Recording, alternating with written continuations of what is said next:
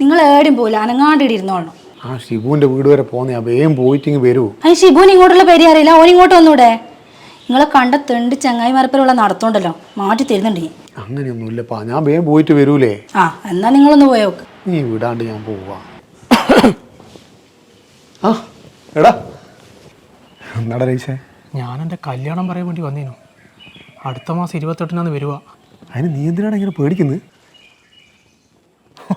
ഇത് കേട്ടിട്ടാ? അത് തമാശ.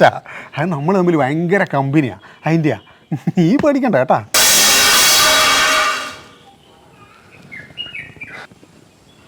അടുത്ത മാസം 28-നല്ലേ? ഒരു മാസം സമയമുണ്ട്.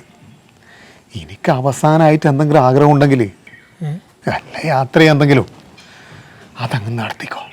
കല്യാണം കഴിഞ്ഞ് കഴിഞ്ഞാൽ നമ്മൾ ഈ കണ്ടത്ത് കെട്ടിയ പയ്യൻ്റെ കണക്ക് ഇങ്ങനെ ചുറ്റേണ്ടി വരും. നീ പേടിക്കണ്ടാ, നിന്റെ കല്യാണത്തിന് എന്തായാലും ഞാൻ വരും. നിന്റെ ഈ ചിരിച്ച മുഖം ഉണ്ടല്ലോ, അതെനിക്ക് അവസാനമായിട്ടൊന്ന് കാണാം. എന്നാ ശരി, പോയിക്കോട്ടാ. ചായ ഒന്നും കിട്ടൂല.